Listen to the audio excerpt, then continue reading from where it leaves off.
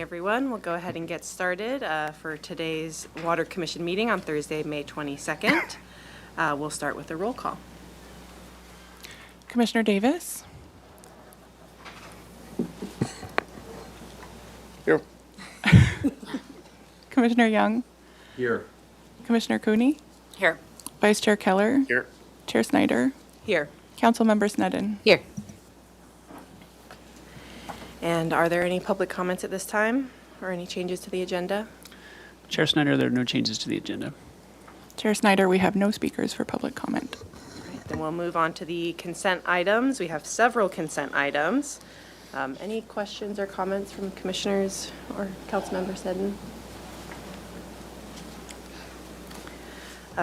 I would love maybe just a little bit of an expansion on item 5F with the water agencies update, in particular how that's relating to any changes with the federal government and the Bureau of Reclamation relationships.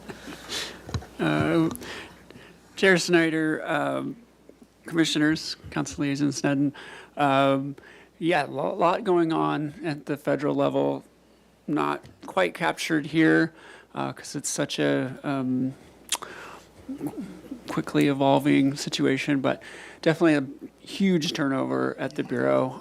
We got the opportunity last week at Aqua to meet with the Bureau. They offer these like 15-minute time slots to meet with them, and part of asking for that was a curiosity of who would actually be there from the Bureau.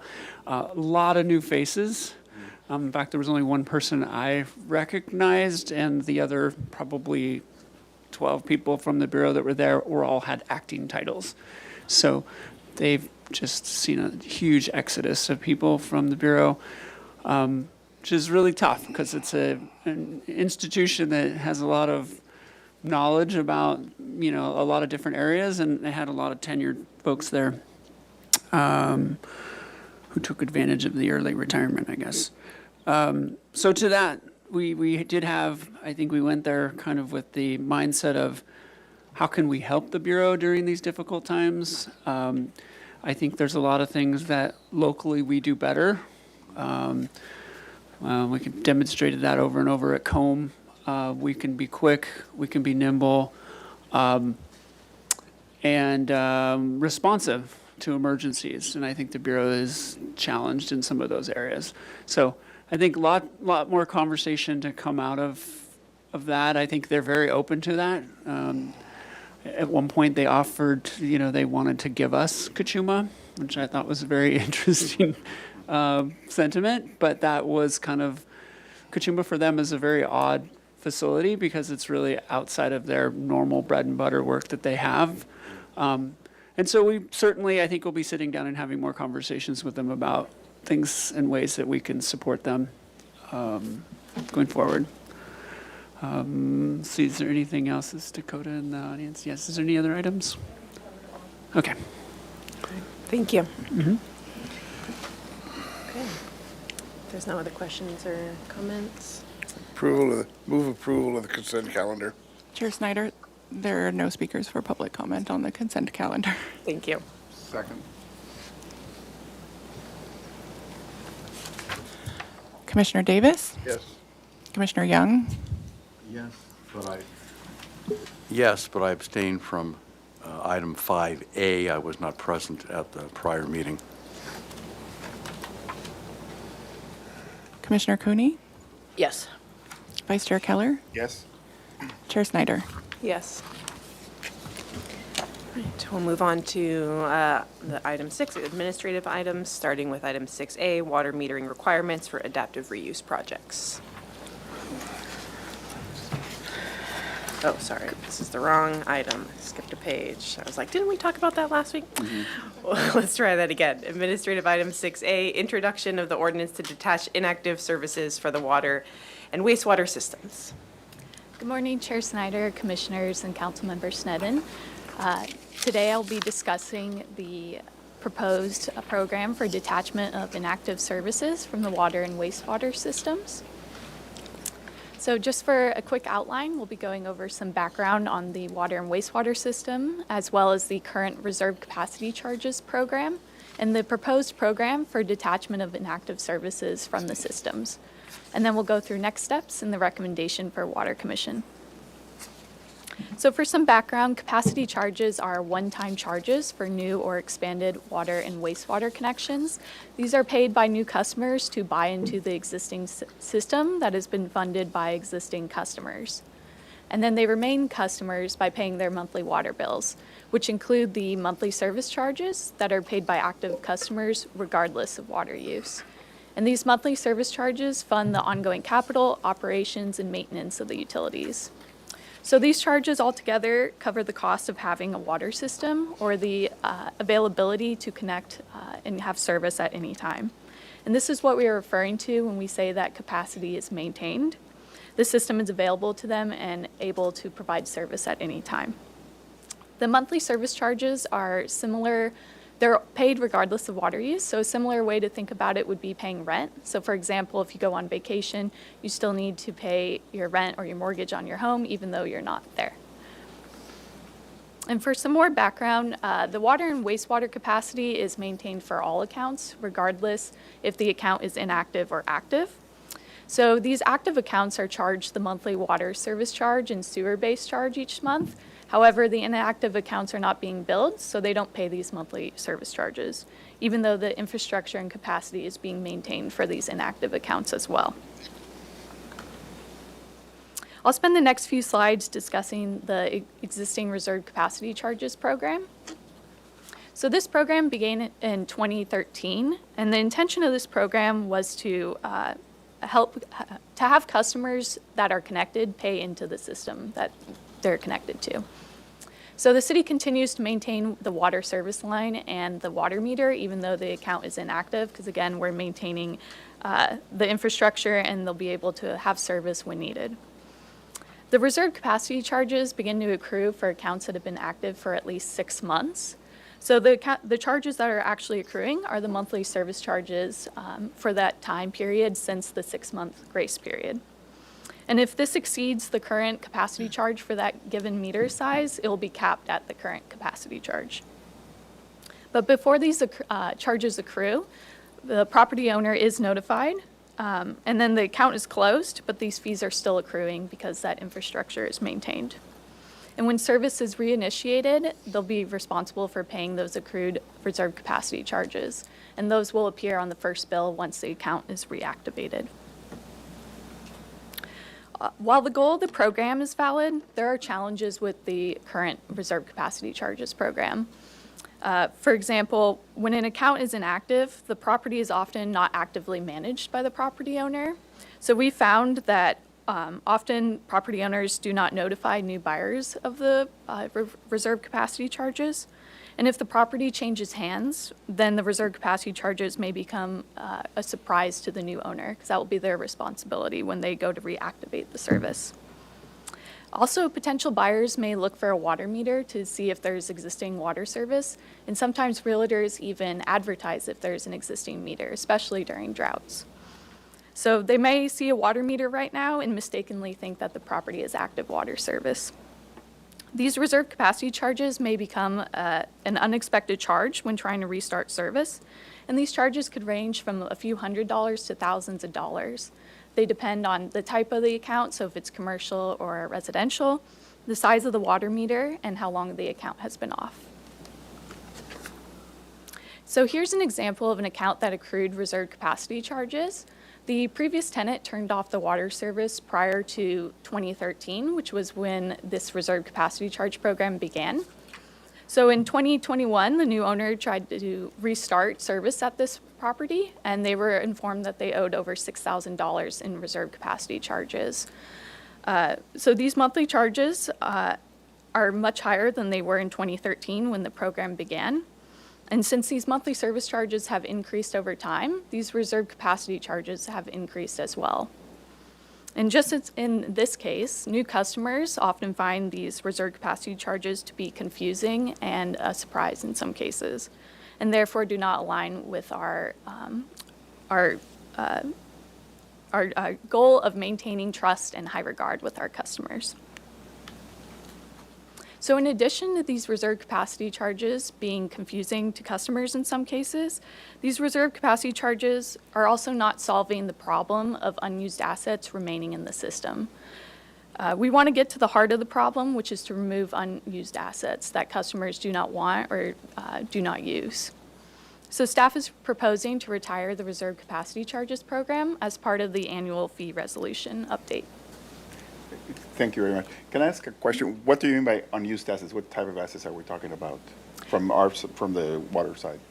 So this is when there's a water service and a water meter in the ground.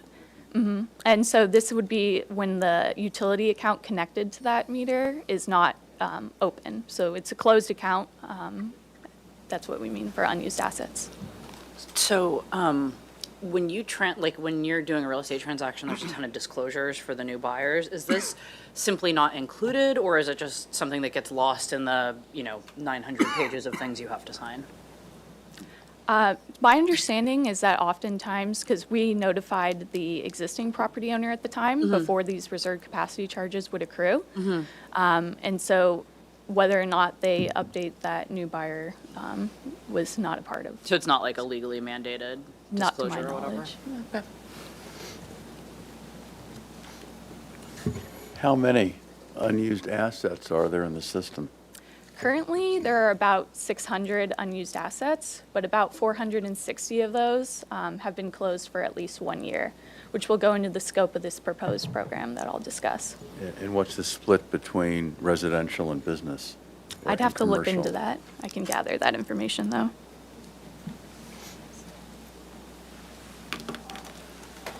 That's a good question. Yeah. And how much does it cost to reinstate service? Like a range of what it would cost for a property just installing a new one? Thank you. That's a great question.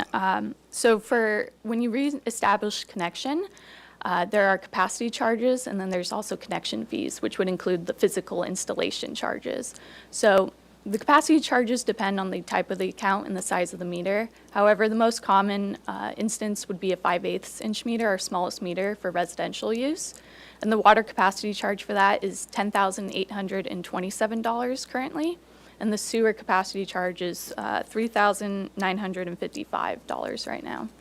So in addition to the capacity charges, there would be installation fees. So if you needed to install a new service and a new 5/8 inch meter, the cost for that right now are about $4,615. So that would include an application, a site visit, installing the service in the meter, and the trench inspection as well. And just for your reference, it's broken down on page 27, if you want to look into the detail. So instead of the reserve capacity charges program, we are proposing this new program for detachment of inactive services from the water and wastewater systems. The intention of this new program is the same, that customers connected to the water system should pay into the system, but we're approaching it in a different way. So the purpose of the proposed ordinance is to encourage customers to activate their accounts and pay for service. If a customer does not want to keep the service or pay for it, then the city would be able to remove the inactive service connection of that utility account if it's been closed for at least 1 year. Removing utility connections can help save ratepayers money by removing an unused asset that would require maintenance and poses the potential for leaking as well. And removing that water meter would also provide a visual cue to a potential buyer that there's not active water service at that property. So overall, this program will help to clean up the water system. And now for the scope of this proposed program, we are looking at inactive water utility accounts that have been closed for at least 1 year. So some examples of inactive services include an unused irrigation meter, or a meter that was installed but the parcel was never actually developed. Other times a parcel is redeveloped but the meter is not removed. Or there just may be a vacant parcel, even though it's developed, it's not being occupied at the time. So it's important to note that this program is not directed at customers who have fallen behind on their utility payments. This is looking at accounts that have been closed for at least 1 year, not active accounts that have fallen behind on their payments. And so there are currently 460 accounts that have been closed for at least 1 year, and there's a water meter in the ground. And we have over 27,000 connections, so that's about 1.6% of all accounts. And now we'll review the process for detachment of inactive services from the water utility system. So as I mentioned, this water utility account must be closed for at least 1 year. And then we would notify the property owner that a service may be deemed detached from the water utility system. And this written notice will be mailed to the property owner as well. We'll mail it to the last known account holder if the account holder is different from the property owner. And the city may notice accounts that have not reached the 1 year mark of inactivity. So for example, we could notice an account that's been closed for 10 months and give them information that they might be at risk of being deemed detached once we hit that 1 year mark.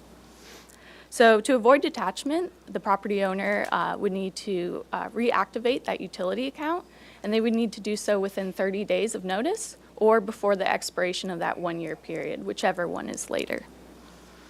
And if the account is not reinstated within that time period, then the service will be deemed detached. And it's important to note that this account must remain active for at least 1 full year to avoid detachment as well. I had a question on that. In the notification process, is there, like, I know it can be hard to get a hold of these people, but a way to sort of like confirm receipt, or like I just envision a potential situation where they don't see it and then it gets detached and then they find out later. Thank you, Chair Snyder. We are still developing the administrative procedures for how we're going to implement this ordinance. So that is something that we could add in, you know, if potentially like a door hanger or something like that, another way of noticing, we could consider in the administrative procedures. Or certified mail. Yeah. Would the notification include some estimate of the charges for activating the account?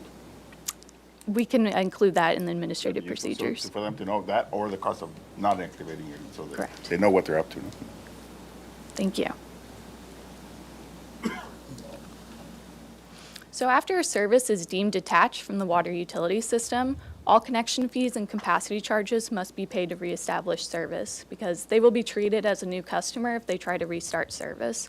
So as we discussed, there are those capacity charges and then the installation fees for the physical installation of work as well. And with those capacity charges, how would you calculate them? Are you going back to the beginning of time, like it's a new It'd be new. connection?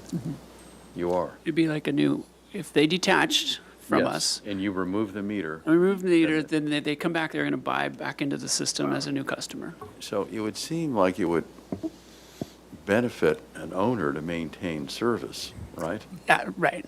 We're thinking, I'm thinking a lot of these folks will start paying the monthly and keep the service active. Right. I think the fact that we've had this loophole and they don't have to pay anything, but they can keep this right, has kind of led to this problem.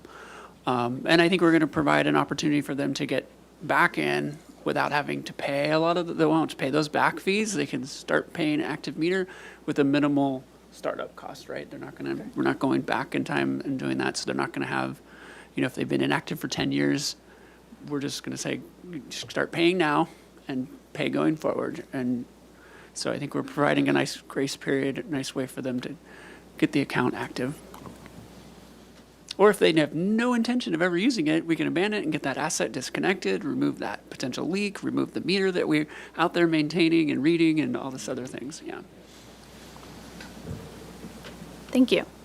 So the city would remove the water meter if the account was deemed detached, and may also remove other city water utility system assets. So that would include the service line, for example.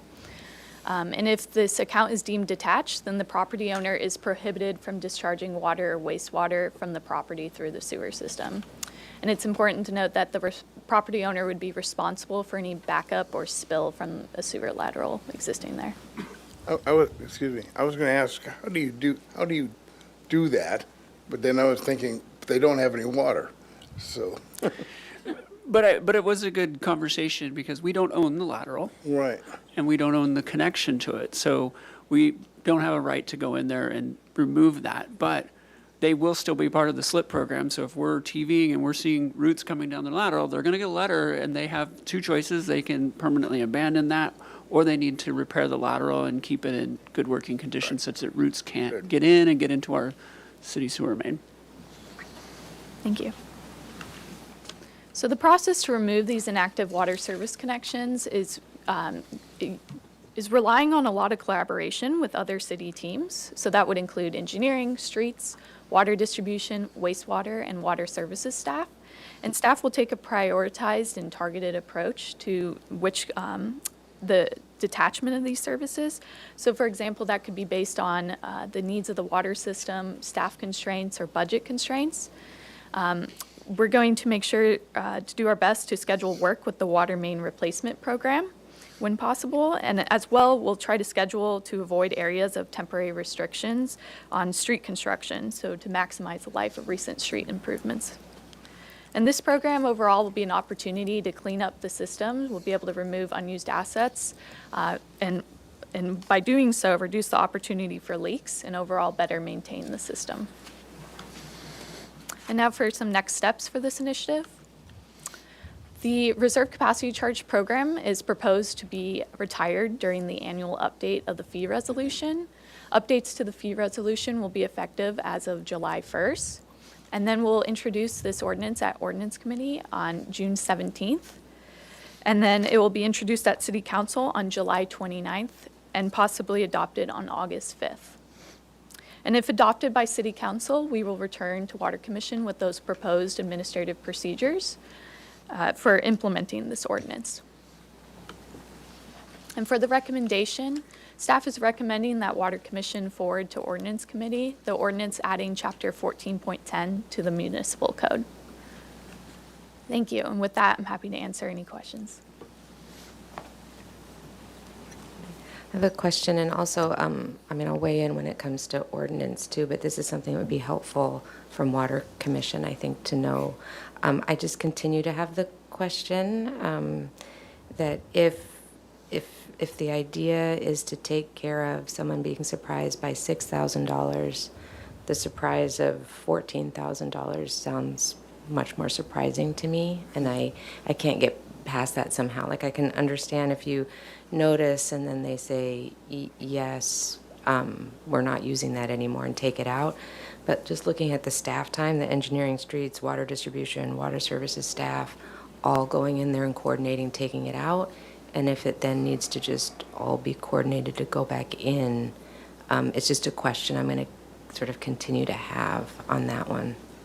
So I think our approach, so start off with this, I think the approach would be to go out and pull the meter. That would be the easy thing to do initially. I think with removal of the services, that's why we mentioned being kind of thoughtful about it. We just didn't want to go out there and dig up the street, especially if it had just been paved, or maybe we know the main's going to be replaced, then we'll just plan to disconnect that service when we replace the main. So we're trying to be thoughtful about how much time and resources we do put into this effort, but acknowledging that someone no longer wants a service to that property, or there may be two services to that property and they only need one of them. So I think there's a lot of different cases out there, and really trying to be thoughtful about that, but certainly pulling the meter infrastructure, maybe even the box can go away. We don't have to maintain the box, which is a whole nother level of maintenance that goes on with that. So I think ultimately we'll get to this place that we'll be in a better spot, that people who want or think they're going to need the meter, they're going to just be paying their monthly fees for that, and that's great. Or for those who are like, I have no plans to ever use that, then great, we can get rid of that infrastructure. And right now, there's not really an incentive for someone to do that because there's no cost to them to make a decision on what they want to do. I don't know if this is a question, but what's been the experience in other agencies or industry standard in dealing with this kind of issue? Do you know?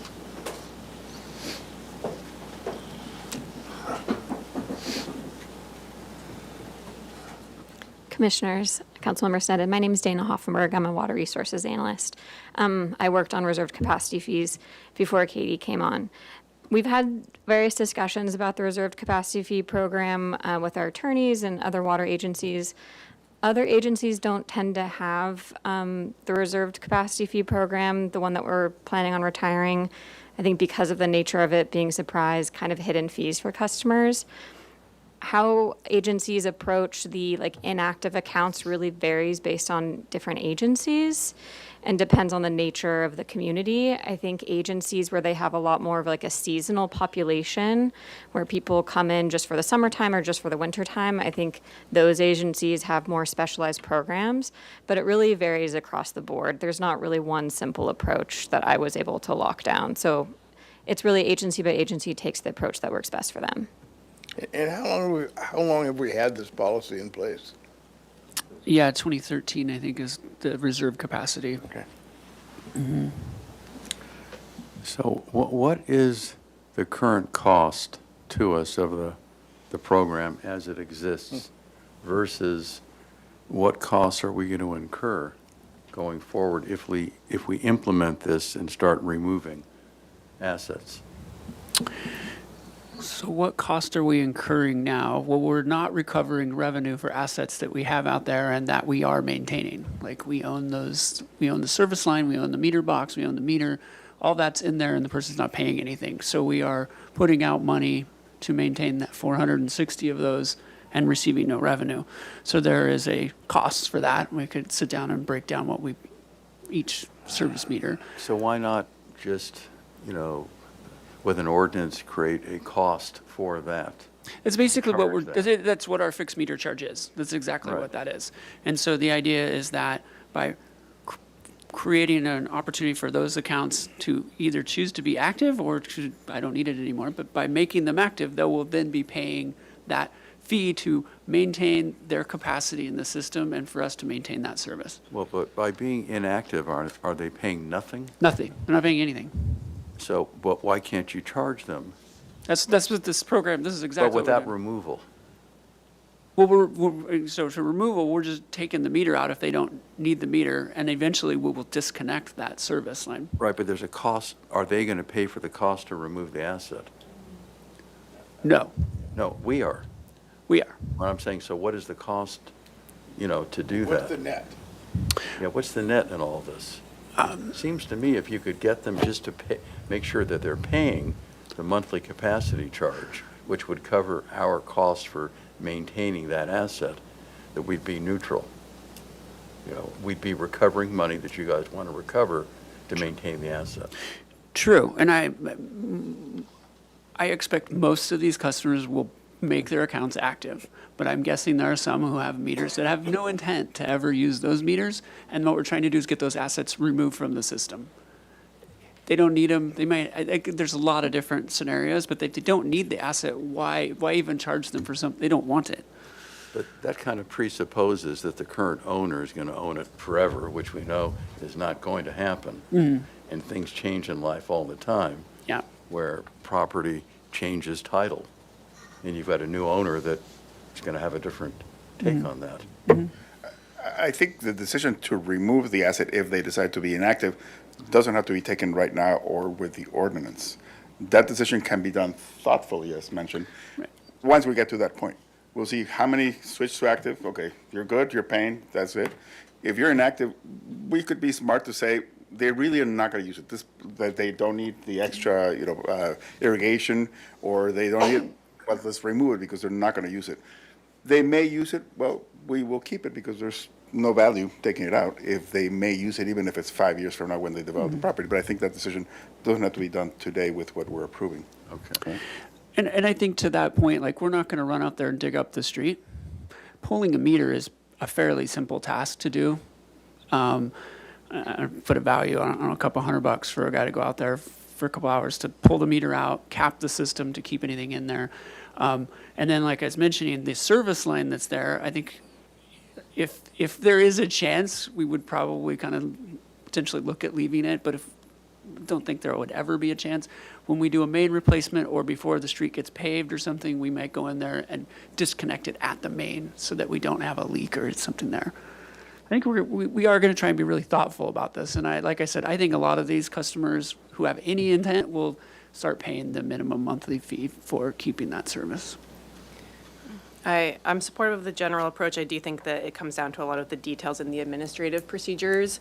And I think the two things for me are, one, really making sure that we make contact with the owner to get a decision one way or another versus just assuming that silence means they don't need it or want it anymore, because I think there's a risk there. And then I also think it really depends on the type of meter. If it's the only meter servicing a residential property, I think that we'd want to really, consider keeping that. But if it's a dedicated irrigation meter, or if it's a secondary meter on a commercial property, right, then there's kind of less risk of that. And so I think having that kind of be laid out in the administrative procedures would be helpful. Sounds good. Any other questions or comments on this?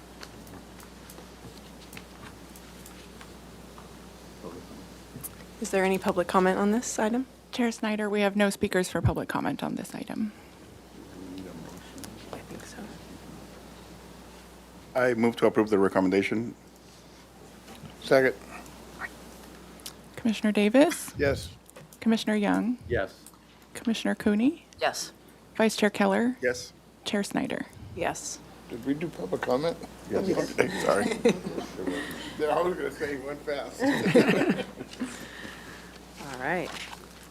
With that, we'll move on to item 6B, water supply update. All right, well, I'll kick it off while Ms. Showers gets ready. So anyway, this is our 6-month check-in. We try to do this twice a year. This is always kind of the exciting time of year. We kind of recap on how the winter went. Ms. Showers has a real interest in updating a lot of our graphics, so hopefully you'll appreciate that. Again, it's always different ways of looking at our data, how to interpret it. And I really appreciate the fresh look that she's taken at some of our information. And anyway, look forward to a healthy conversation on this. Good morning, Chair Snyder, Commissioners, and Councilmember Sneddon. My name is Jasmine Showers, and I am here to provide the water supply update. So this is a mid-water year recap, and the water year began in October 2024, and most of the data I'll present is current as of April 2025. We'll start with the local rainfall and statewide drought status, go into water production and supply status, talk about our water supply strategy, and then this does include a council recommendation. So starting with the local rainfall and statewide drought status. This was a drier year than our past 2 years. As of May 1st, Gibraltar Reservoir received a little over 12 inches of rain, or 47% of normal to date. Lake Cachuma comes in at a little under 9 inches and 46% of normal to date. In Santa Barbara, this is a downtown county building, received a little over 10 inches or 57% of normal to date. And this graphic is showing the 50-year Gibraltar rainfall by water year. So this goes from 1975 to 2025. And the blue bars show the total annual rainfall in inches. And the orange line is showing our 10-year running average. And the black line is showing the 50-year average, and that ends in water year 2024. And if you look at the right side of the graph, you can see those two really big water years that we had. And then this year coming in down there at 12 inches. But I think it's interesting to note that the 10-year running average is coming very close to our 50-year average. So those are within 1 inch of each other. And this is showing two images from the U.S. Drought Monitor that's showing the drought conditions in California. On the left is May 2024, and on the right is May 2025. And the darker colors here represent drier conditions or drought conditions. And as you can see, this time last year, there were only a couple spots of yellow, only a couple dry areas. And this year we are seeing dry conditions start to creep back in.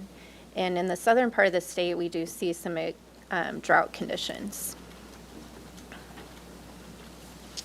And this is showing the 3-month seasonal temperature outlook. This is from NOAA. And the darker colors here, the darker reds, show an increased likelihood of above normal temperatures.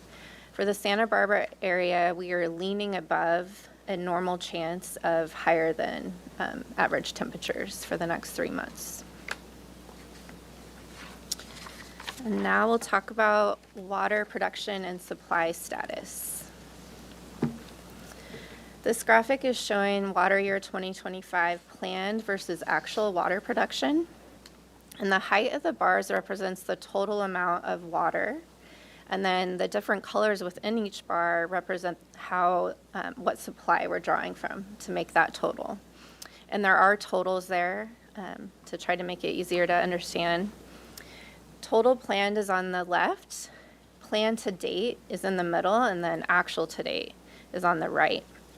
And as you can see, water year 2025 is on track to use less water than we planned, but the supply mix is pretty on track with what we have planned. We're meeting demand with a mix of surface water, mission tunnel, desalinated water, and recycled water. And this does include the water sales to Montecito Water District. And next, this graph focuses just on city customer water demand. So this does not include that water sales agreement. And this is showing our production from 1985 to 2025. The black line is showing moving 12-month production. And the green line is showing 5-year production averages. And that's there to help view trends in production so you can more easily see where we are tracking. And the blue line on the right is showing the Enhanced Urban Water Management Plan projected demand. And as we've talked about before, for the first few years that we had that projected demand, we were tracking very closely. So the black line and the blue line were tracking very closely together. And then with the wet winters, we've seen demand drop off.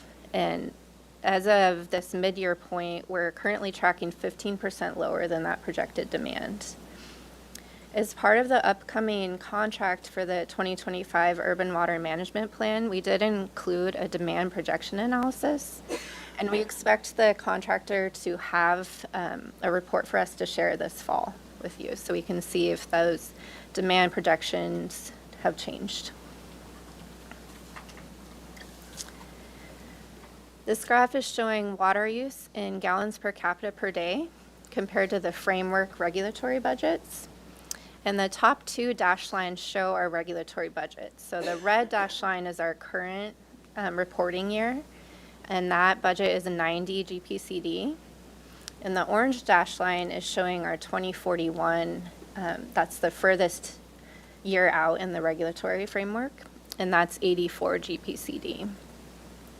And if you compare that to the orange line, that's our regulatory GPCD, and that includes all of residential use and commercial dedicated irrigation meter use. And then the blue line is our residential GPCD. And you can see both of those lines are tracking well below both our 2025 and our 2041 budgets. So we continue to be in a really good position to meet this framework regulation.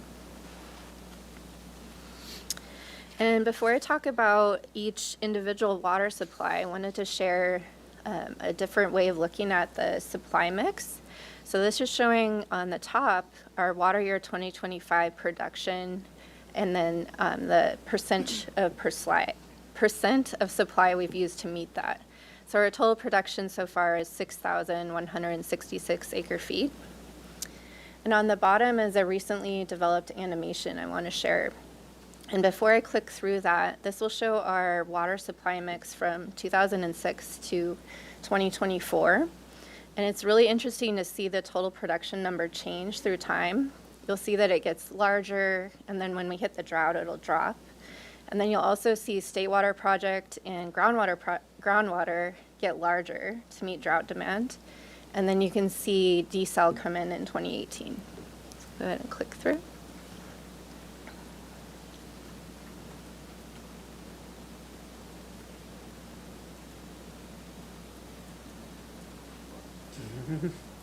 Yeah. We've seen that production number just drop. And I think that really illustrates the city's commitment to have a diverse water supply to meet conditions, or to meet production throughout these different conditions. Very cool. Thanks. So for Cachuma, as of May 2nd, Cachuma is at 87% capacity, and it provided 40% of water year supplies to date. We did receive a full allocation for this water year, which is 8,277 acre feet, and Cachuma did not spill this year. So we held on to our carryover water, which is currently about 6,000 acre feet. So with our allocation and our carryover water, we have 14,300 acre feet in Cachuma.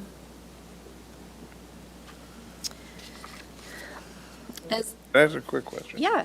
On the carryover, I just vaguely remember some discussion happening about changing how we deal with carryover. Status? Well, the Bureau, I mean, prior to their mass exodus, that was still their philosophy, is that carryover was a bad thing, and that agencies that were carrying over any water would lose that water at the end of the year.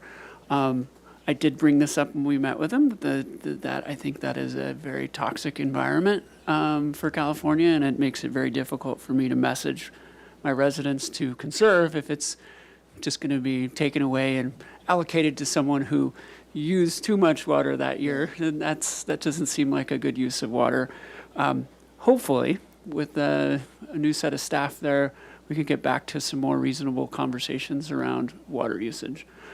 So no action on it yet.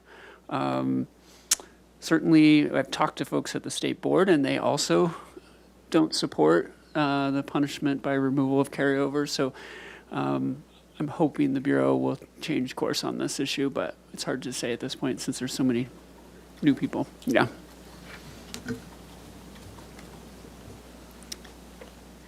As of May 2nd at Gibraltar, it was at 96% capacity, and Gibraltar has provided 26% of water supplies to date. In April, we did release 60 acre feet to downstream users as per the Jen Chow agreement, and we expect about another 60 acre feet release in June. And we plan to prioritize using Gibraltar until the water quality degrades. This is showing the Gibraltar Reservoir hydrograph from 2000 to 2025. And the blue shows the total volume in acre feet, and the orange is the total capacity. So you can see the changes in the orange line line up when we've had bathymetric surveys. And you may remember from last fall, the latest bathymetric survey did show about a 5% decrease in capacity. So you can see that drop in the far right. And then also, it's interesting to note how close Gibraltar came this year. It got very close to spilling, but not quite there. I think what's also, maybe we could add that to the graphic, is just the wildfires. The Zaka fire is that huge drop, and then the Thomas fire is the next one. Yeah. Yeah, that's a good point.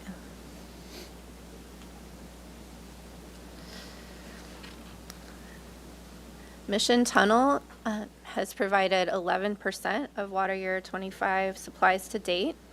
We are starting to see lower intrusion mounts as compared to the last two really wet years. It's reduced from about 100 acre feet per month to about 85 acre feet per month.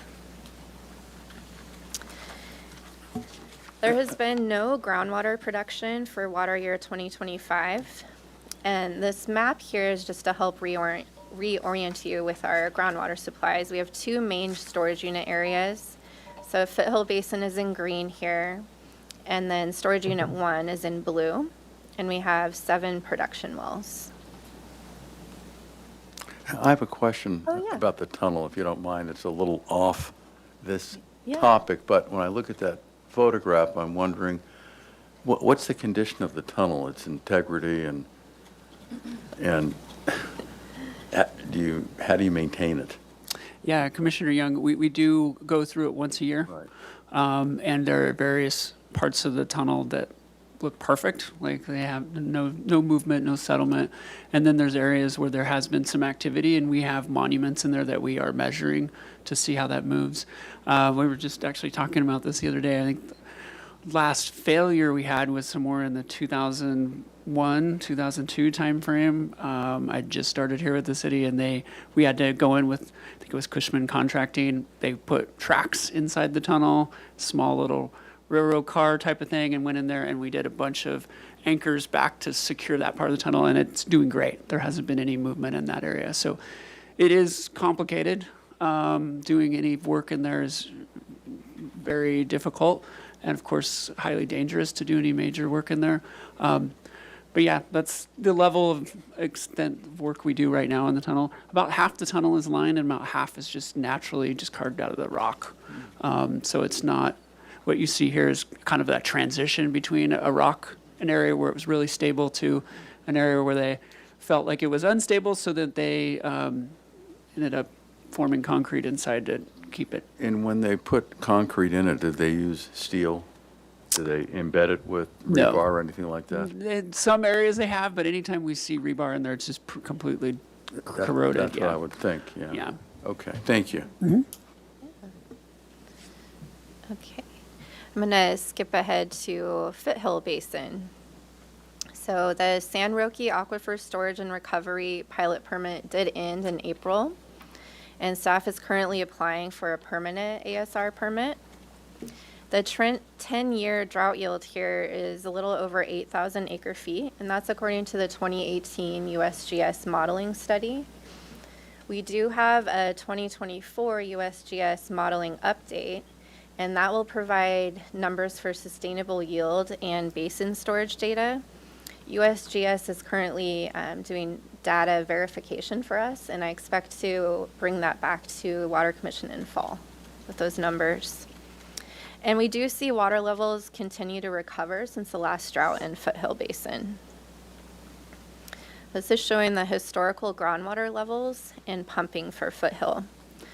On the squiggly lines are the water surface elevations, and they correspond to the left axis. And then on the bottom is pumping. Non-city pumping is in green, and city pumping is in red, and those correspond to the right axis. And this graph is really helpful for seeing trends. So I'm going to highlight the water surface elevations. They peaked in the early 1980s and then again in the early 2000s. The lowest levels that we've seen were towards the end of the last drought, or during the last drought, and those were at 60% of peak levels. And right now we're seeing levels back to about 80% of peak. So it's interesting, I haven't had a chance to talk with staff. I was looking into, these are elevations above sea level, roughly, estimating they are. And Mission Creek at Oak Park is at about 190 feet. So to give you a sense, that would be full, like the basin in this case. This basin, imagine, is like a chalice or a bowl. So it would, once full, would spill out, it would show up in creek flows at Oak Park. I think that's probably the lowest part of the basin. So that number ends up being probably pretty accurate, that 180, 190 is limit of what can be stored in that basin.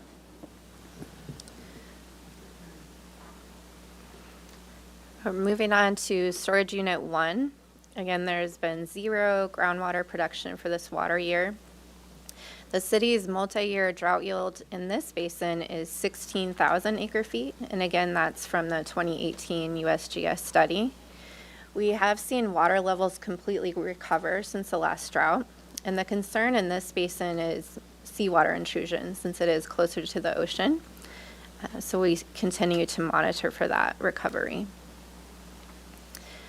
This map is showing our two closest production wells to the ocean, and then the red markers indicate monitoring wells. And the first monitoring well we'll talk about is closest to the ocean. It's that 23F4. And this is showing the chloride levels in milligrams per liter at that well, 23F4, from 1986 to current. And as you can see, if you look at the right side of the graph, chloride levels are dropping since the last drought. Average levels since 2020 are a little over 9,000 milligrams per liter. And we'll consider this completely recovered when it gets closer to about 6,000 milligrams per liter. And the most recent reading is 7,340 milligrams per liter. And the next chloride monitoring well we'll talk about is further inland. It's by the El Estero Water Resource Center. And just to note that even further inland, we continue to not see any evidence of seawater intrusion. At this well, chloride levels are recovering as well. Average levels since 2020 are 890 milligrams per liter. And we would consider recovery at this well when chlorides drop to less than 200 milligrams per liter. And the latest reading was 342 milligrams per liter. Desal continues to be an important part of the city's water supply, provided 16% of supplies to date, and it's a really important role in drought preparation, response, and recovery, especially as it allows us to bank those carryover supplies in Lake Cachuma. We did not use any state water projects in water year 2025. The final allocation that we received from the Department of Water Resources is 50%, and that was due to below average precipitation across the state. And for the city, that's 1,650 acre feet. The city also has about 2,700 acre feet of carryover water that's stored in San Luis Reservoir. So when you add up our allocation and our carryover water, we have 4,383 acre feet of state water project water. And staff is continuing to explore opportunities for banking and selling that excess water. Can I ask just a question? Did San Luis spill a couple of years ago during the rains? Did we lose any water? Really, it's a question I'm heading towards. Do you remember? I believe Oh, it Dakota? did. I forget at this point whether we were able to, because we had all that debt. We were had to really pay back. close. I mean, Yeah. we talked about it. So my understanding, hi, this is Dakota Corey, Water Supply and Services Manager, is that San Luis doesn't actually physically spill, but there's paper spills. I've done And that, yes, a but- couple years ago, what ended up happening was DWR's portion of water in San Luis was subject to spill, but it was only, again, because it's all paper and it's accounting, it was only certain classifications of water, and Central Coast Water Authority, our state water contractor, was able to reclassify a bunch of our state water, and so very little CCWA water actually spilled. But we did see a reduction in the amount of water we were able to carry over. Okay. And I also remember some discussion, we were trying to sell water at that particular time in order to balance out the books. Yeah, and so what we ended up doing in that time frame was when we paid off all of our water debt, which is awesome because we'd been carrying that, for several years from when we purchased water during the drought. So we're debt free, and all of CCWA is debt free now. And then, like I said, there was the reclassification. So we really didn't lose too much at that time period. Great, thank you.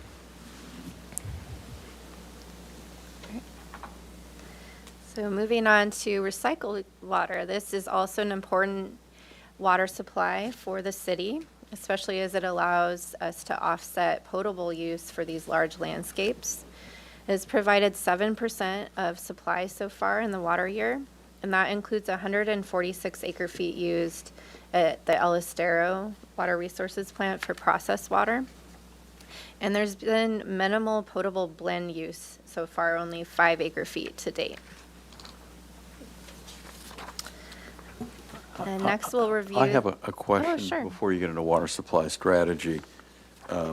What is the health standard for chloride? In our permit for recycled water? Well, no, for groundwater. Oh, I don't know. that's coming in July.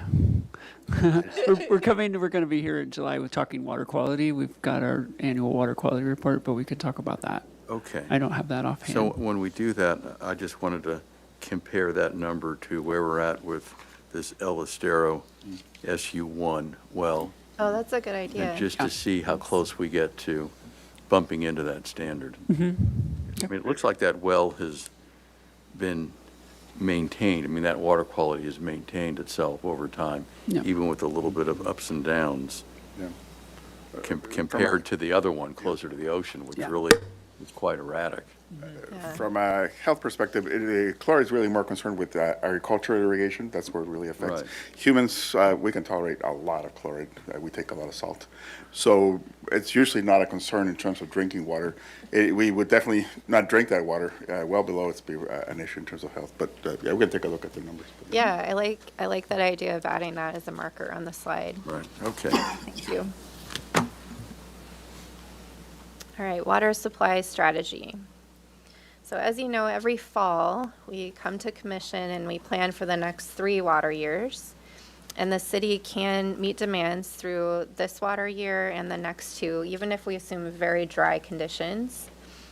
At this meeting, at this midpoint of the water year, we record the actual water supplies used to meet demand and then reassess any assumptions for the next 6 months.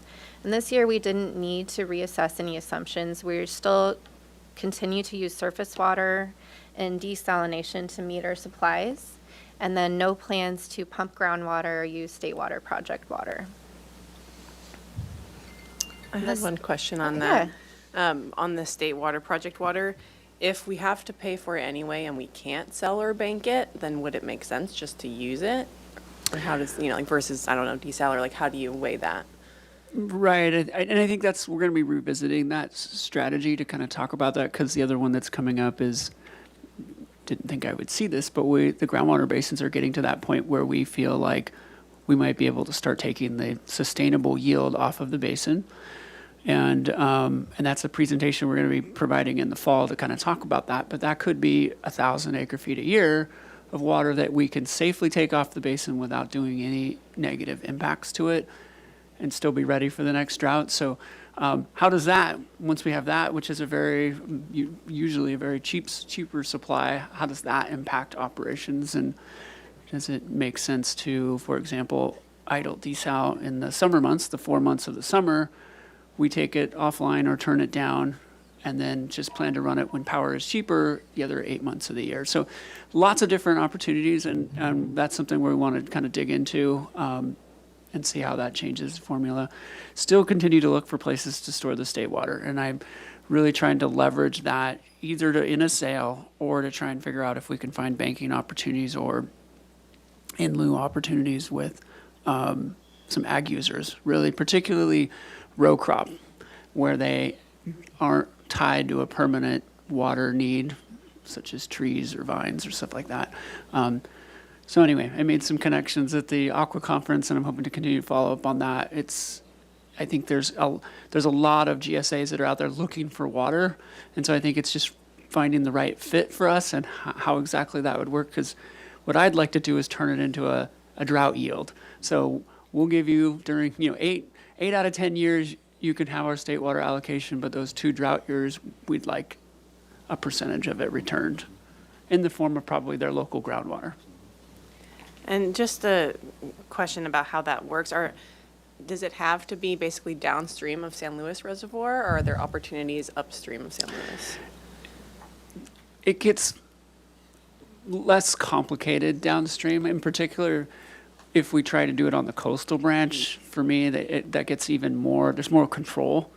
And what Dakota and I have been trying to do is target, we don't want to compete with Met. We don't have 50,000 acre feet to storage. We've got a very small amount. And so it's really finding the user that, for example, 3,000 or 4,000 acre feet would be a pretty significant improvement to their water operations. So you're kind of like looking for that Goldilocks water basin that could benefit from an agreement with us. So I think that's kind of keeps us out of the Central Valley, where you're just talking about massive basins and just huge water usage, where maybe we can find something in Arroyo Grande or Paso Robles or something where our water could make a difference and we could reasonably expect a return.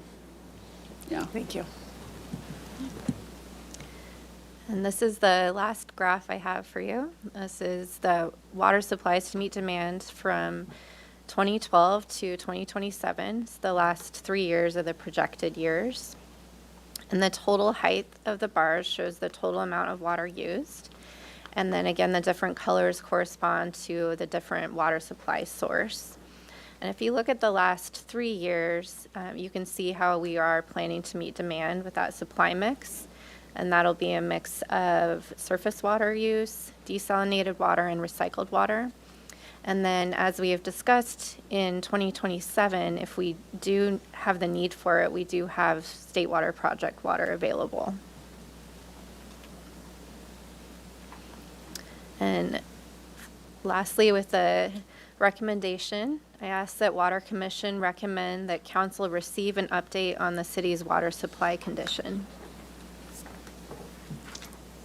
And any further questions?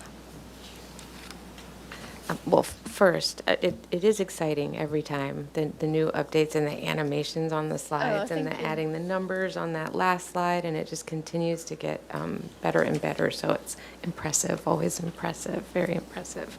So I just had a question about this last slide, 51, and, the one before that, sorry, this one.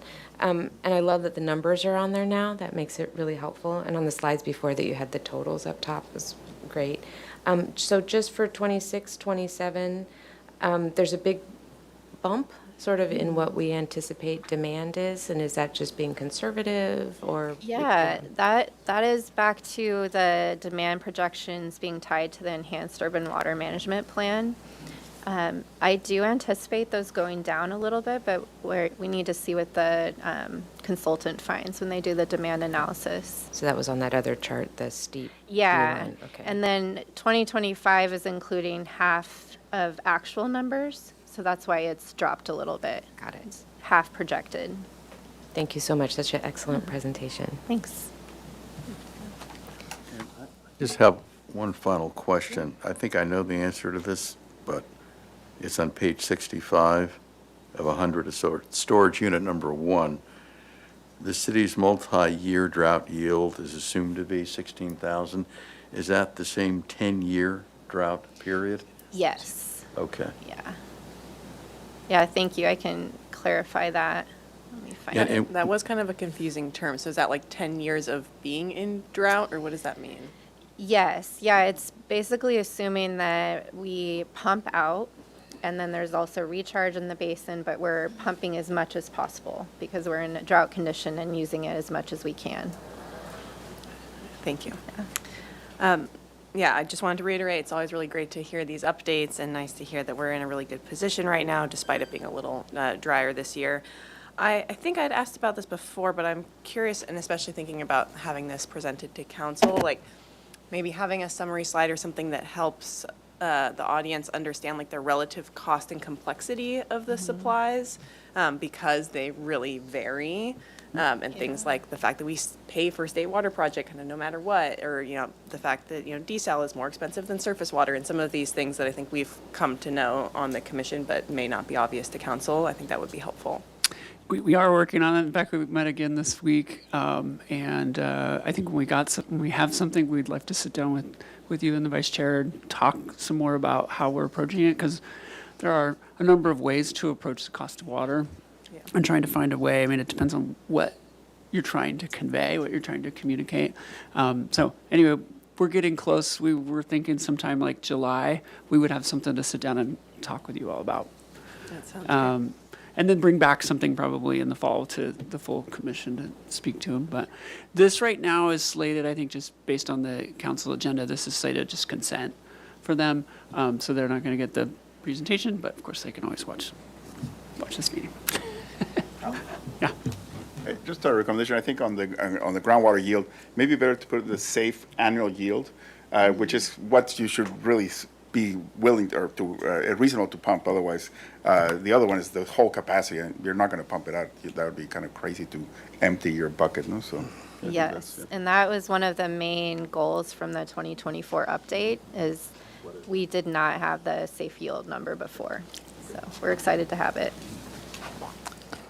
Yeah, staff's been working really closely with USGS to update our models, and we're really close. We've gotten some information, but right now they want to, they don't want us to talk publicly until they have released their Their data. They Yeah. have to validate the data. yeah.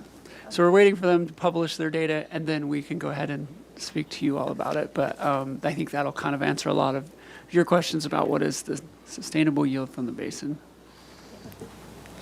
Any other questions? Is there any public comment? Chair Snyder, we have no speakers for public comment on this item.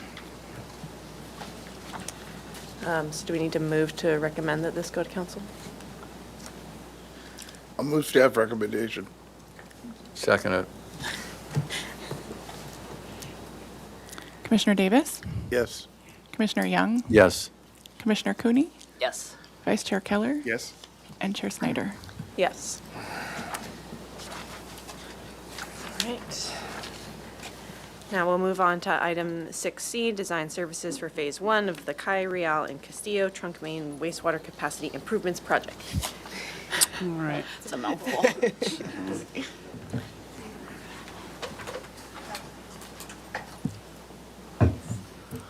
So while they get settled, I'll kind of kick off this, set the stage for some of this. So we will be coming to council and subsequently to Water Commission on our climate adaptation plan. City administrator has asked that we bring kind of the broader picture of climate adaptation to council, and then we'll kind of do a deep dive with the Water Commission about what's in the draft report. But one of, as you might expect, one of those biggest challenges that we are projecting to have is bigger storms. And those bigger storms, so that 20-year storm is now becoming a 10-year storm, that 10-year storm. And as you know, some of our biggest challenges are wet weather events. We have in our collection system adequate dry weather capacity, but we continue to struggle with wet weather. You know, despite having a program where we are constantly looking for illegal connections, it is very difficult, given the infrequency of our rain events, to track those down. But we have identified, been doing some modeling, and we've identified some projects here that we're going to walk through. And of course, on top of all of this is we've got some pretty massive development projects planned for Upper State Street that also are going to exacerbate this capacity issue. So with that, I'll turn it over to the team to kind of walk you through that. Hello, Water Commission, Council Member. My name is Esteban Zambrano, Wastewater Collection Superintendent. We are here to present on the Calle Real and Castillo Trunk Main Wastewater Capacity Improvement Project. We're going to be going over wastewater capital program, project overview, project status and design, timeline and budget, next steps and milestones. Wastewater capital program has two funds to address sanitary sewer overflows: capital improvement fund, condition-based, capacity fund, performance-based. We have previously been focusing on SSO compliance by improving the condition of the collection system by focusing on rehabilitation projects, point repairs, CCTV inspections, and smoke testing. Rehabilitation and point repairs have been instrumental in reducing SSOs by addressing structural deficiencies, root intrusion, and I&I. CCTV inspections provide crucial data for future capital projects and sewer cleaning frequency updates. Smoke testing identifies sources of infiltration and inflow. The capacity improvement program focuses on improving overall system performance and capacity to keep up with the city's growth, densification, and land use changes by hydraulic modeling, private development impact reviews, I&I mitigation, and capacity improvements projects. Working with these two programs gives the city a holistic approach to the overall performance and operations of the collection system for long-term planning in mind. So this picture right here is at De La Vina in Vernon. We have a pumper set up at this location Once we start experiencing a 1.5 wet weather event, we have to deploy the pumper in order to keep up with our flows. And this is going to be a little bit different when we address the San Andres location. We have the capability of bypassing the system at this location. So that's, a plus for us. We use the CCTV van as a command center. We have multiple level sensors around the city to monitor levels during wet weather, and it's used to dispatch crews to those locations to take a look at our system to see if there's a potential for a spill. Regardless if it's raining or not, we're still held accountable for a spill. We're trying to capture as much of wastewater discharging. I just want to add to it. I mean, the other challenges with this is just the danger of doing it. Of course, this doesn't happen on a sunny, dry day. You're setting up traffic control. It's usually a heavy downpours and trying to, again, pump sewage around a known capacity issue. So Mr. Zabrano and his team are, and typically this happens, of course, it always happens at night, which adds another element to the complexities. So really these capacity improvements, not only do they have an environmental component, but they have a major safety component when it comes to our people. Well, it is a challenge. At one point, we did have 2 pumpers at this location trying to keep up with the flow. We do operate in a 24-hour rotation, so staff is burned out the following day, so it's impacting our cleaning. If we're not cleaning our system, we have a potential for an SSO. So, yeah. Previous studies. We have done many previous studies over the decade, including development of our hydraulic system model.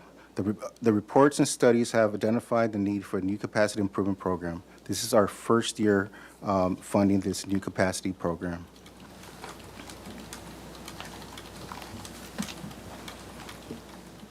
This image comes from our hydraulic model and shows the existing system with future peak wet weather flows from the year 2050. These flows projections are based on future growth from our most recent housing element study. The map shows areas of the collection system at or exceeding capacity during wet weather events. I'd like to highlight the San Andres section, which is exceeding capacity over the long stretch. So circling back to De La Vina, we had the opportunity to go ahead and bypass and avoid an SSO.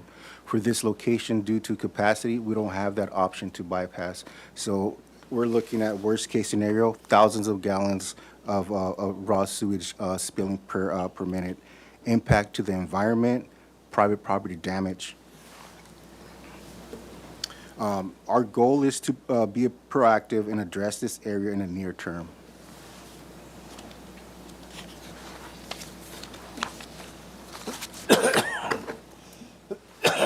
Project goals. Based on the project capacity constraints in the system, we are starting the project with 3 main goals. The first goal is to alleviate capacity constraints along the San Andres trunk line. This image shows the city current sewer sheds. The green areas represent the flows that are currently discharging to the San Andres main trunk main. Our strategy, our goal is to move flows north of Highway 101. Our second goal for the project is to reduce the risk and increase operator safety by removing the pipes at Caltrans and railroadways. Operation challenges and risk. Time consuming due to multiple trucks and staffing. Lack of support from Caltrans to close a lane. Operator safety due to minimized workspace. Challenging spill response due to the increase of safety concerns. Point repairs, equipment getting stuck while cleaning our system. So depending on a situation here, if we're cleaning our system across 101, responding to a spill or just doing regular cleaning, there's always a potential for us getting stuck. And to be able to retrieve our equipment, and we're going to have to dig up 101. I've been stuck before in a situation where I had the camera stuck on the slow lane. that wasn't a phone call that I wanted to make, that we're going to be digging up 101. So luckily, we were able to get unstuck and not dig up the 101. So we always run a risk of getting stuck. This picture right here just screams safety to me. Responding to a SSO during a rain event, we had opportunities for operators to slip out of the truck into traffic, being struck while they're walking around trying to collect the tubes from the far back end, right, to make sure that they're able to recover the SSO, the spill. Just working at night, if we have to respond to different hours, working the support from Caltrans it's a challenge at this point, where we have to be on their schedule, and it's probably twice a year working with them, and it's a little bit of a challenge trying to coordinate work with them.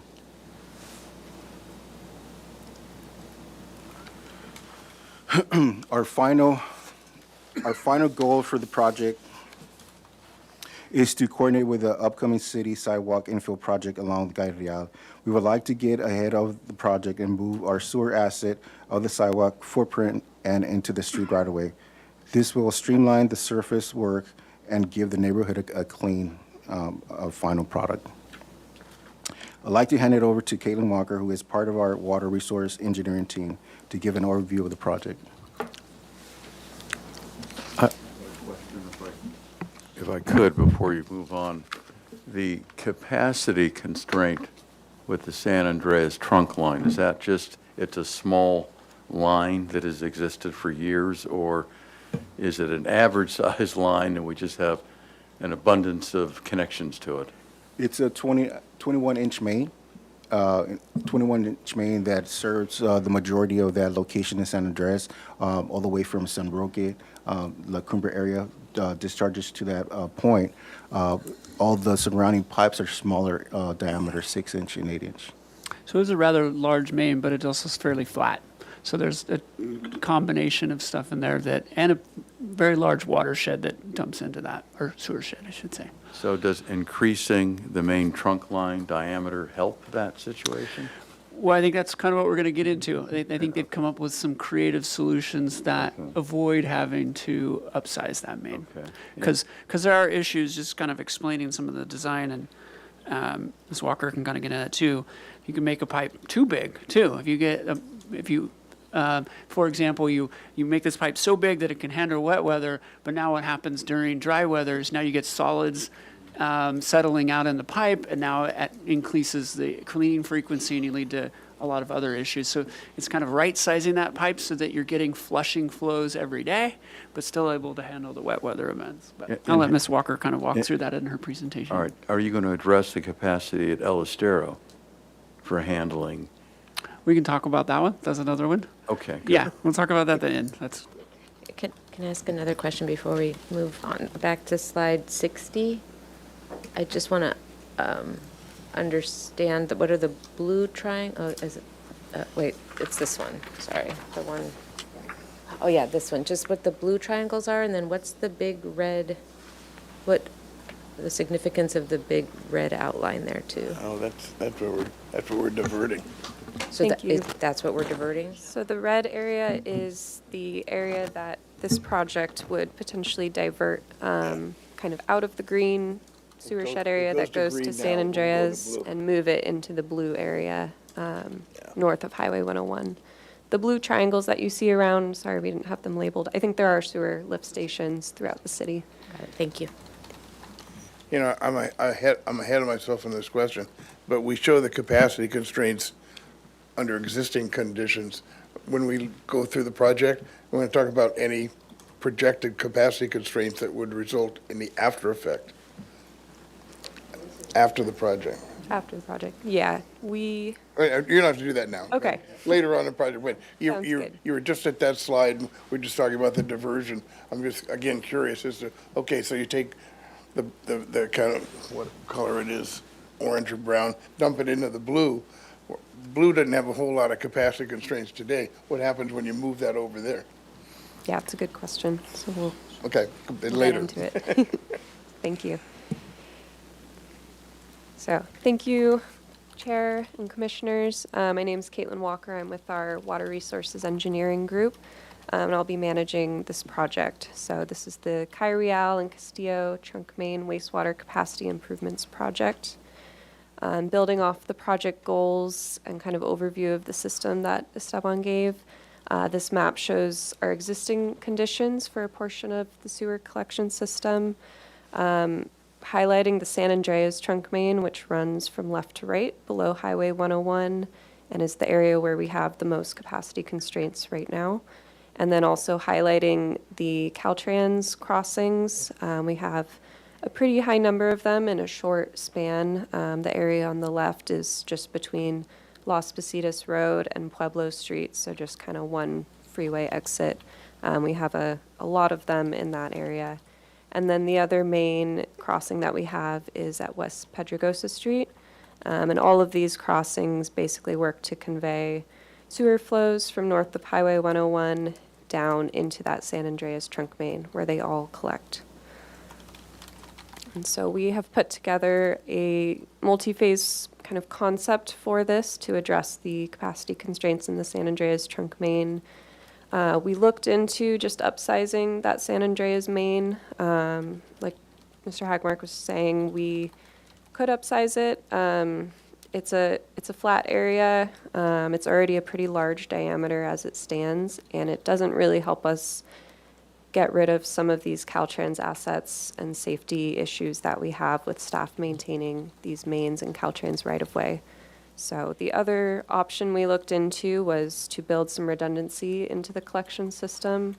We would still be increasing the system capacity by putting in a new trunk main, which I'll talk about with the next phase. But the goal is to kind of have two parallel trunk mains, one on the north side of Highway 101 and one on the south side with the existing San Andreas trunk main. So phase one of the project, the main schedule driver for this is that sidewalk infill project that's coming in along Caireal. We're putting in a new gravity sewer along Caireal between Las Positas and Pueblo Street to get out of that sidewalk footprint and kind of prep some of these Caltrans assets for future abandonment. Given the current configuration, we're not able to abandon all of them at this time until we have increased capacity on the north side of Highway 101, but this phase is kind of prepping us for that future improvement. And so phase two of the project, this is where we get to see some flow diversion from the San Andreas trunk main up into the new proposed trunk main along Castillo Street. This trunk main would run from Pedregosa Street all the way down to Haley Street, where it would connect to the existing sewer near Gutierrez Street.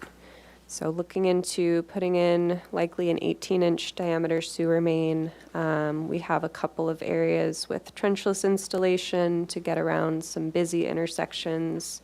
We have one proposed here at Arriaga and likely another near Carrillo Street.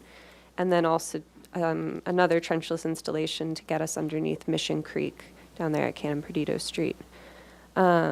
This phase would increase system capacity. We would be putting in a new large diameter sewer main, and it will also allow us to abandon the Pedregosa crossing and send those flows for the Oak Park neighborhood into the new Castillo trunk main, while keeping the flows for the San Marcan and kind of upper La Cumbre areas flowing into the San Andreas trunk main as they currently do. And then the final phase of the project is kind of the connection between phase one and phase two. We would be connecting that gravity sewer along Caireal to the new Castillo trunk main, proposing to install the sewer siphon at Pueblo Street underneath Mission Creek, and just kind of connect the whole thing into one. This would allow us to divert flows from the San Marcan neighborhood that flows into that phase one sewer and allow us to complete abandonment of the Caltrans and railroad sewers that are in that Las Positas area. So the final alignment would look something like this, kind of two trunk mains running throughout the city, one on the north side of Highway 101, one on the south side, and an overall increase to our system's capacity and able to handle wet weather peak flows. So any questions on kind of the concept of the project? No, a very interesting project and very innovative in terms of switching the thing. Going back to my earlier question, when I look down Castillo Street in the earlier map, there's only one little capacity area that's shown now, right? I think, I assume that essentially, in looking at that, you've looked at the capacity there, made that projection, and in fact, it now essentially can handle it. Yes, exactly. But we've been running this through a model that we've built to kind of address some of those other concerns right along that area, that alignment, yes. Yeah, okay. I also just wanted to clarify on this, like, so it sounds like there's a safety element, there's a capacity element, and then there's, the capacity is both sewer demands and wet weather demands, but the wet weather demands really shouldn't be in the sewer. So is this coinciding with other efforts in the meantime to try and reduce stormwater flows into the sewer? Yeah, and we could have probably clarified that. One of the things that Mr. Zambrano and his team are working on is smoke testing. That smoke testing is where we put these smoke bombs basically in the sewer system and force air to kind of see where it's coming out to try and identify any illegal connections. It has been minor, it hasn't produced a ton of illegal connections. So it continues to be kind of challenging to track these down. I mean, what we need to do is you need it to be raining, and then of course you need to put your staff out there and be running up the sewer mains trying to figure out where these leaks are coming in. It's really difficult. And we can distinguish, if we get into the data, we can distinguish between what's inflow, so someone has a direct connection to the sewer system, versus what's infiltration, where there's cracks in the pipe, and we are identifying those and trying to line all those pipes, but we can distinguish between those two types of inflows to the system, but it's still difficult really to fly the inflows, which is where we're getting that big peaking that's happening during a rain event. Because usually once it stops raining, the flows come down. They're still elevated, but they come down significantly, and we're not fighting that.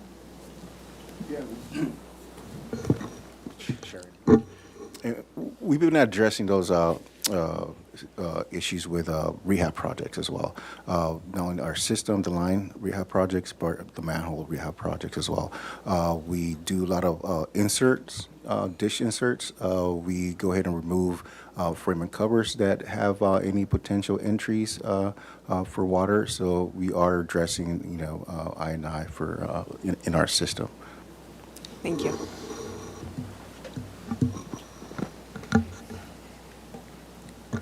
Great. So to accomplish that, we put this concept out for a request for proposals early this year and got back 5 proposals. Most of them kind of confirmed the overall strategy and that this is something that could be feasible. And so we conducted interviews with the top 2 firms and ultimately ended up selecting Dudek. They're a pretty well-established firm.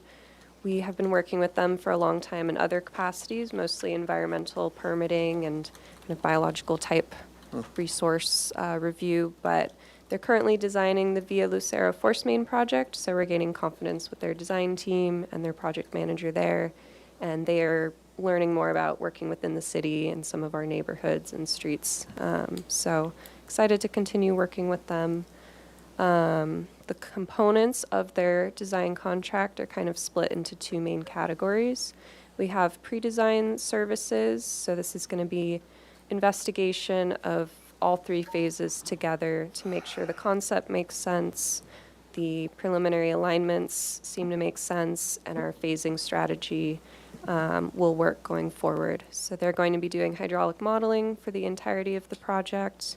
We'll also be doing geotechnical investigation for all 3 project areas, mostly to confirm feasibility of trenchless installations at these creek crossings and other major intersections.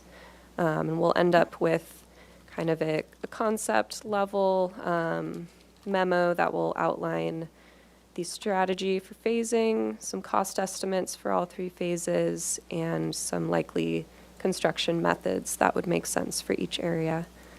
Once that's complete, we'll move into design services, and this will primarily focus on the phase 1 alignment. We're going to be designing, bidding, constructing constructing each phase separately, since they will differ drastically in construction methods and contractor kind of specialties. So we'll be starting off with field survey of the Phase 1 alignment. We're also going to throw in the Phase 3 Pueblo area because it is so close by. And then we'll move into final design and bidding of Phase 1.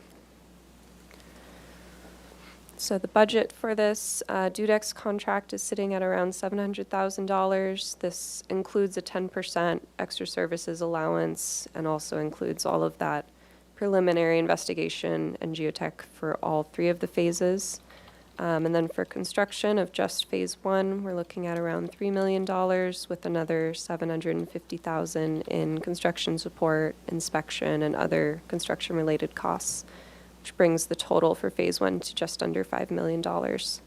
And these costs were assumed in the development of the most recent wastewater rate structure, and we'll be getting some more detailed cost estimates together as we finish up the pre-design investigation for the project.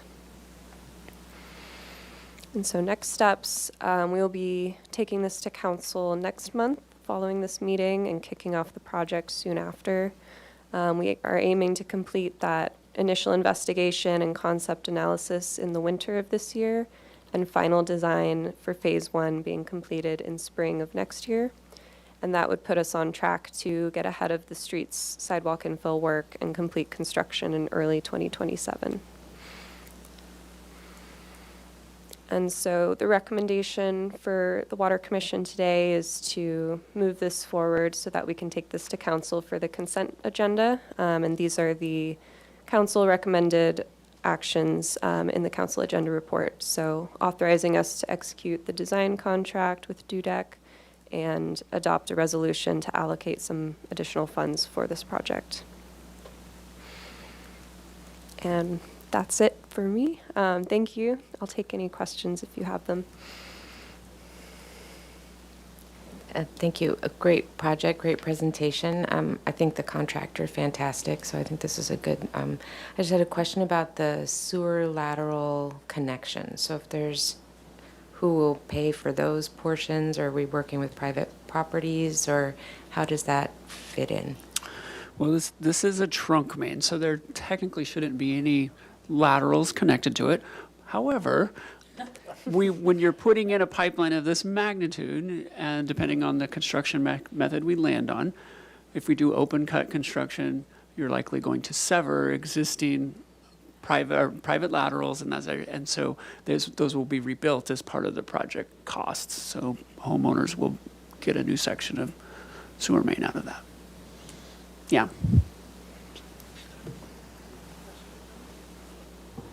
Any public comment? Chair Snyder, we have no speakers for public comment on this item.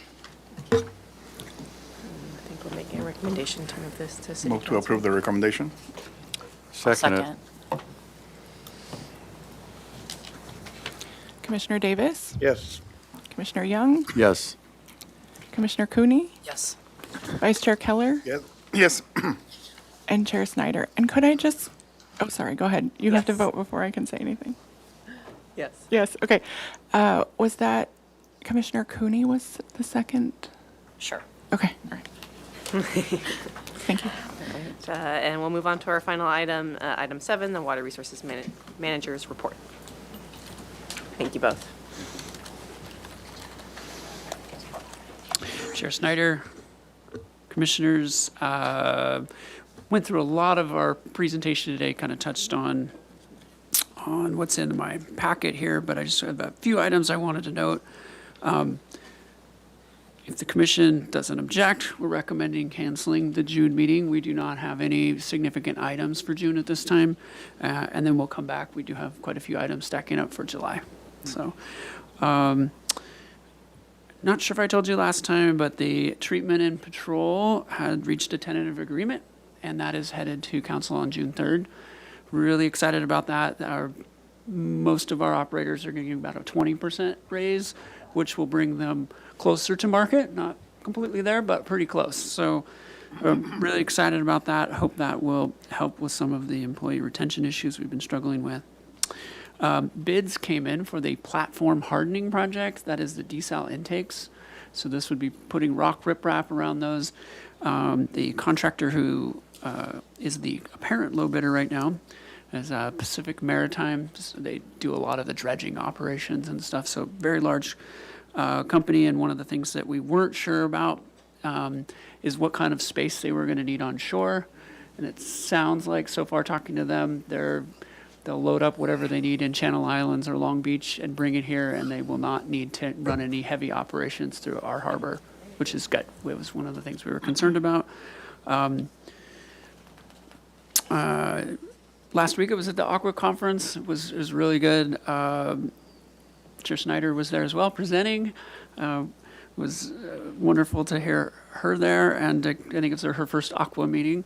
But just a lot of great contacts there. I really appreciate it. As we kind of mentioned, this whole idea of turning over Cachuma to the Cachuma member units to take on, how do we man? What's involved in that exactly? And I was able to make a contact there. We're going to be talking to another agency, Contra Costa Water Agency, that has taken on Bureau assets like that, and kind of get a sense of what that means, walk through that. So anyway, it was a really good conference and a lot of good contacts out of that. Revenues for water and wastewater continue to look good. I'm still kind of scratching my head at that, but I'm really excited that we're actually following exactly where the model said it was going to be, despite the fact that water sales are lower than anticipated. The revenues continue to come in on track. And with that, I am happy to answer any questions or comments the commission has. I just had a brief question for the treatment and patrol agreement. Is that going to council on consent, or will that be an administrative item? Do you know? Good question. I think it's on consent. Any other questions? All right. Well, with that, we will adjourn today's meeting, and it sounds like we'll reconvene in July, skipping the June meeting. Thanks all. Thank you.